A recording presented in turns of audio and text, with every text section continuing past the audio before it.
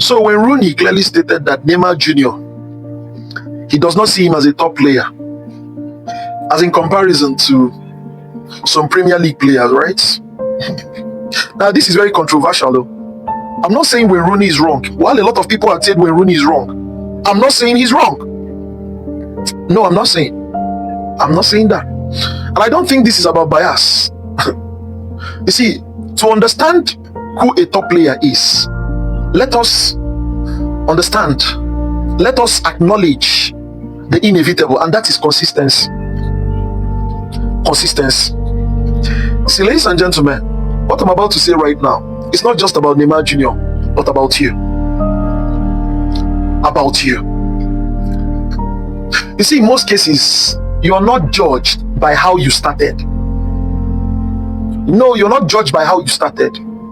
You're always judged by how you ended. I'm telling you, the way you ended gives clearly a vision and a detailed description of who you are.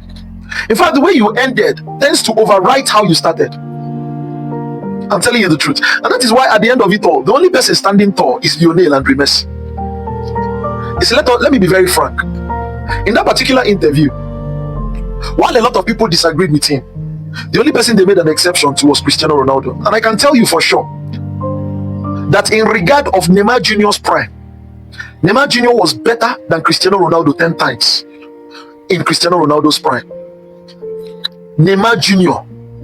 in his prime was better than Cristiano Ronaldo in his prime. Neymar Jr. single-handedly can take a team to a win.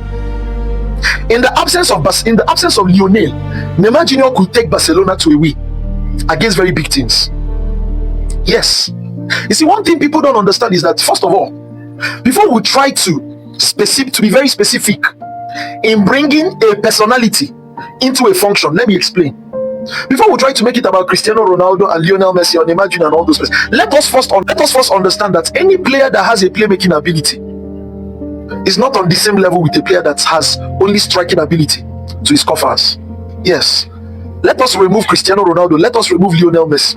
Any player that has a playmaking ability, a player that has a measure of playmaking ability is much more relevant to a team than an excellent striker. A player who is not an excellent playmaker but he has a measure of playmaking ability has more relevance to a team, is better off than a player who is an excellent striker.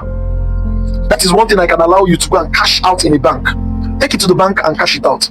Ask your charge, ask anything if you're rational enough. Now, before we narrow this down to Lionel Messi and Cristiano Ronaldo and Neymar Jr., this is one thing that had made me understand that Neymar Jr. in his prime, who became that guy that reeks of playmaking ability, Neymar Jr.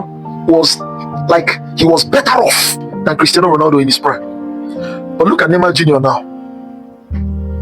Look at Neymar Jr. When they are talking about top players, they wouldn't even include Neymar Jr. And would you blame Wayne Rooney? I wouldn't. Neymar Jr. messed himself up. He messed himself up. In that regard, his only legacy was in playing with Lionel and Messi. That is the legacy of Neymar Jr.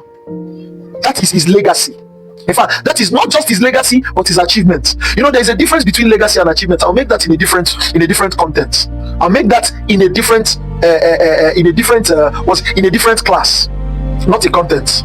There is a difference between legacy and achievement, and I'll narrow it down to your own personal perception, your personal life, the reality of your perception. Look at Neymar Jr. right now.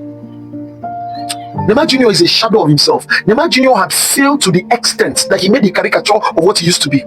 So whether you like it or not, you can only be scrambling to remember what Neymar Jr. had done in the past, but for a fragment of time, in a bid to accord him a top player. But when we look at these things intrinsically, you'll see that what Neymar Jr. is remembered for, his highest legacy was playing with Lionel. Other than that, is a failure.